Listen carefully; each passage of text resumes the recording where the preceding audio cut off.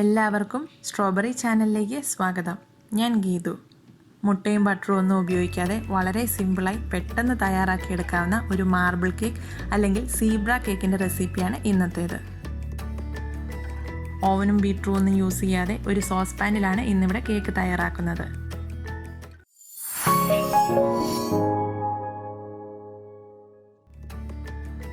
ഞങ്ങളുടെ മറ്റ് easy cake റെസിപ്പികൾ channel പ്ലേലിസ്റ്റിൽ കാണാവുന്നതാണ്.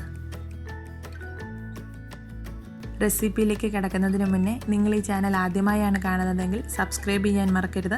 അതുപോലെ തന്നെ നിങ്ങൾക്ക് ഈ വീഡിയോ ഇഷ്ടമായാൽ നിങ്ങളുടെ ഫ്രണ്ട്സ് ഫാമിലിയുമായി ഷെയർ ചെയ്യാനും മടിക്കരുത്. നമ്മൾ സോസ് പാനിലാണ് കേക്ക് തയ്യാറാക്കുന്നത്. അതുകൊണ്ട് ആദ്യം തന്നെ ഈ സോസ് പാൻ ഒന്ന് ഗ്രീസ് ചെയ്ത് റെഡിയാക്കി വയ്ക്കുക. അതിനായി കുറച്ച് ഓയിൽ ഒഴിച്ച് അടിഭാഗത്തും വശങ്ങളിലും ബ്രഷ് ചെയ്ത് കൊടുക്കുക. ഇതിലേക്കൊരു ബട്ടർ പേപ്പർ വെച്ച് അതിന് മുകളിലായും ഓയിൽ ബ്രഷ് ചെയ്ത് കൊടുക്കാം. ബട്ടർ പേപ്പർ യൂസ് ചെയ്യണമെന്ന് നിർബന്ധമില്ല, ഓയിൽ മാത്രം ബ്രഷ് ചെയ്ത് കൊടുത്താലും മതി.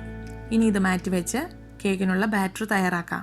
അതിനായി ഒരു ബൗളിലേക്ക് 1.5 കപ്പ് പൊടിച്ച പഞ്ചസാര എടുക്കുന്നു. ഇതിലേക്ക് 6 ടേബിൾ സ്പൂൺ വെജിറ്റബിൾ ഓയിൽ ചേർക്കുന്നു. ഓയിലിന് പകരം ബട്ടർ വേണമെങ്കിൽ യൂസ് ചെയ്യാം. 1.25 കപ്പ് റൂം ടെമ്പറേച്ചറിലുള്ള പാല് ചേർക്കുന്നു. ഇനി ഇതിലേക്ക് 1 ടീസ്പൂൺ വനില എസൻസ് കൂടി ചേർത്ത് നന്നായി ഇളക്കി യോജിപ്പിക്കാം. ഒരു സ്പൂണോ വിസ്കോ ഉപയോഗിച്ച് ഇതൊന്ന് മിക്സ് ചെയ്തെടുക്കാം.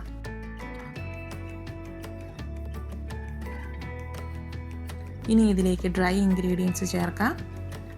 അതിനായി 2 കപ്പ് മൈദയാണ് എടുത്തിരിക്കുന്നത്.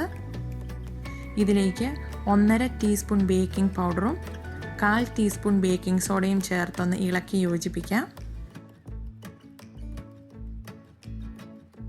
ഇനി ഇതൊന്നുകൂടൊന്ന് ഈവനായി മിക്സ് ആകാൻ ഒരു അരിപ്പയിലൂടെ അരിച്ചെടുക്കാം.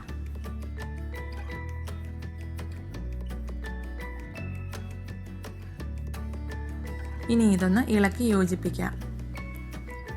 കട്ടകളൊന്നുമില്ലാതെ നല്ലൊരു സ്മൂത്ത് ബാറ്ററാക്കി എടുക്കണം.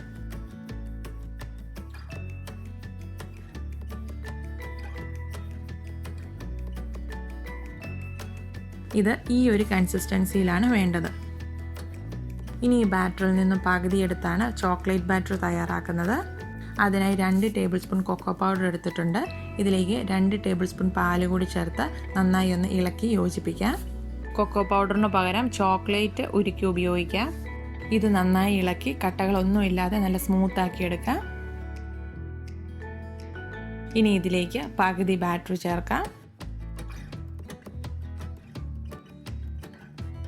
നന്നായി ഇളക്കി മിക്സ് ചെയ്തെടുക്കാം. ഇപ്പോൾ 2 ബാറ്റർ റെഡി ആയിട്ടുണ്ട്.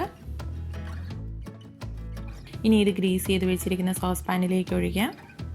ആദ്യം 5-6 ടേബിൾ സ്പൂൺ ചോക്ലേറ്റ് ബാറ്റർ ഒഴിക്കാം.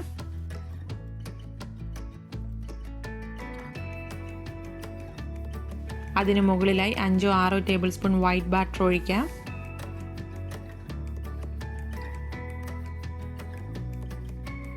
ഇനി അതിന് മുകളിലായി വീണ്ടും ചോക്ലേറ്റ് ബാറ്റർ ഒഴിക്കാം. ഈ രീതിയിൽ ഒന്നിടവിട്ട് ബാറ്റർ മുഴുവൻ ഒഴിച്ചു കൊടുക്കാം. ആദ്യം ഒഴിക്കുന്ന അളവിൽ നിന്നും ഓരോ ലെയർ കൂടും തോറും അളവ് കുറച്ച് കൊണ്ടുവരാം.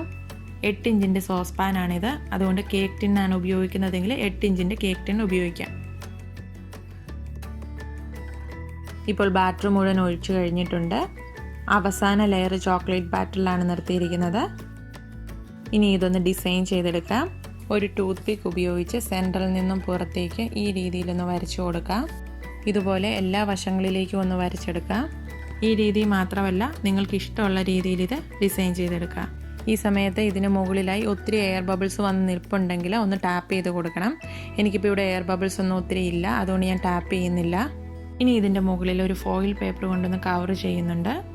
ഇത് അടച്ച് ബേക്ക് ചെയ്യുന്ന സമയത്ത് കേക്കിൻ്റെ മുകളിൽ ആവിവെള്ളം വീഴാതിരിക്കാനാണ് ഈ രീതിയിൽ ഫോയിൽ പേപ്പർ കൊണ്ട് കവർ ചെയ്യുന്നത്. ഇനി സോസ് പാൻ്റെ ലിഡ് വെച്ച് ഫോയിൽ പേപ്പർ ഒന്ന് ടൈറ്റ് ചെയ്തെടുക്കാം. ഇനി ആവി കുറേശ്ശെ പോകാനായി ഫോയിൽ പേപ്പറിൻ്റെ മുകളിൽ കുറച്ച് ഹോൾസ് ഇട്ട് കൊടുക്കുന്നുണ്ട്. ഇനി ഇതിൽ വീണ്ടും ലിഡ് വെച്ച് ടൈറ്റാക്കി അടയ്ക്കാം. ഇനി ഇത് ബേക്ക് ചെയ്യാനായി വയ്ക്കാം. അതിനായി ഒരു തവ ചൂടാവാനായി വയ്ക്കാം. ഹൈ ഫ്ലെയിമിലിട്ട് തവ നന്നായിട്ട് ചൂടാക്കിയെടുക്കാം. ഇനി ലോ ഫ്ലെയിമിലേക്ക് ആക്കിയതിന് ശേഷം ഇതിന് മുകളിലായി സോസ് പാൻ വെച്ച് കൊടുക്കാം. ഇനി ഇതിൻ്റെ ഫ്ലെയിം കൂട്ടേണ്ട കാര്യമില്ല, ഇത് ലോ ഫ്ലെയിമിൽ തന്നെ ഇട്ട് വേണം ബേക്ക് ചെയ്തെടുക്കാൻ. ഇത് സോസ് പാനിൽ മാത്രമല്ല കുക്കറിലും ബേക്ക് ചെയ്തെടുക്കാം. ഞങ്ങൾ നേരത്തെ അപ്ലോഡ് ചെയ്ത ബിസ്ക്കറ്റ് കൊണ്ട് തയ്യാറാക്കുന്ന ചോക്ലേറ്റ് കേക്ക് കുക്കറിലാണ് ചെയ്തിരിക്കുന്നത്. അപ്പോൾ കുക്കറിൽ ചെയ്യുന്നത് എങ്ങനെയെന്ന് കാണണമെങ്കിൽ ആ വീഡിയോ ഒന്ന് കണ്ടു നോക്കിയാൽ മതി. ഓരോരുത്തരുടെയും ബർണറിൻ്റെ അളവനുസരിച്ച് ഇത് 20 മുതൽ 40 മിനിറ്റ് വരെ എടുക്കും ബേക്കായി കിട്ടാൻ. അതുകൊണ്ട് ആദ്യം ഒരു 20 മിനിറ്റിൽ ബേക്കായൊന്നൊന്ന് ചെക്ക് ചെയ്ത് നോക്കണം. അതിനുശേഷം ഓരോ 10 മിനിറ്റിലും ചെക്ക് ചെയ്തുകൊണ്ടിരിക്കണം. എനിക്കിവിടെ ഒരു 35 മിനിറ്റിൽ ബേക്കായി കിട്ടിയിട്ടുണ്ട്. ഇതുപോലെ ഒരു സ്ക്വയർ സെൻറ്ററിൽ കുത്തി നോക്കി അതിൽ ബാറ്ററൊന്നും പിടിക്കാതെ ഈ രീതിയിൽ ക്ലിയറായി കിട്ടിയിട്ടുണ്ടെങ്കിൽ ബേക്കായി എന്ന് മനസ്സിലാക്കാം. ഇനി ഇതൊരു 5-10 മിനിറ്റ് തണുക്കാനായി ഒന്ന് വെയിറ്റ് ചെയ്യാം. അതിനുശേഷം സോസ് പാനിൽ നിന്നും മാറ്റി ഒരു റാക്കിലേക്ക് തണുക്കാനായി വയ്ക്കാം. നിങ്ങൾ ട്രൈ ചെയ്യുന്ന റെസിപ്പികളുടെ ഫോട്ടോസ് ഞങ്ങളുടെ ഫേസ്ബുക്ക് ഗ്രൂപ്പിൽ പോസ്റ്റ് ചെയ്യാവുന്നതാണ്. ഈ കേക്ക് നമ്മൾ പാനിൽ ബേക്ക് ചെയ്യുന്നതുകൊണ്ട് ഇതിൻ്റെ അടിഭാഗത്ത് നിന്ന് മാത്രമേ ഇതിന് ചൂട് കിട്ടത്തുള്ളൂ. അതുകൊണ്ടാണ് ഈ വൈറ്റ് ബാറ്ററിൻ്റെ കളർ ഒട്ടും മങ്ങാതെ അങ്ങനെ തന്നെ നിൽക്കുന്നത്. ഇത് കംപ്ലീറ്റ് ആയിട്ട് തണുത്തതിന് ശേഷം മാത്രമേ മുറിക്കാവൂ. ഇതിപ്പോൾ കംപ്ലീറ്റ് ആയിട്ട് തണുത്തിട്ടുണ്ട്. കേക്ക് ഉണ്ടാക്കിയതിന് ശേഷം ചെറു ചൂടോടുകൂടി മുറിച്ച് കഴിച്ചാൽ കേക്കിൻ്റെ ശരിക്കുള്ള ടേസ്റ്റും മധുരവും ഒന്നും മനസ്സിലാവില്ല. കേക്ക് നന്നായി തണുത്തതിന് ശേഷം മാത്രമേ മുറിച്ച് കഴിക്കാവൂ. പറ്റുമെങ്കിൽ ഒരു ദിവസം കഴിഞ്ഞ് കഴിക്കുന്നതാണ് ഏറ്റവും നല്ലത്. ഇത് നല്ല പെർഫെക്റ്റായി തന്നെ വന്നിട്ടുണ്ട്. നല്ല സോഫ്റ്റ് കേക്കാണ്. ഈ രീതിയിലല്ലാതെ മുട്ടയും ബട്ടറും ചേർത്ത് മാർബിൾ കേക്ക് ഉണ്ടാക്കുന്ന വീഡിയോ നമ്മൾ നേരത്തെ ചെയ്തിട്ടുണ്ട്. അതിൻ്റെ ലിങ്ക് ഡിസ്ക്രിപ്ഷൻ ബോക്സിൽ കൊടുക്കാം. നല്ല ടേസ്റ്റുള്ള കേക്കാണ്. ഇതിൻ്റെ അകമൊക്കെ നല്ല പെർഫെക്റ്റായി വന്നിട്ടുണ്ട്. നല്ല സ്പോഞ്ച് പോലെയാണ് ഇരിക്കുന്നത്.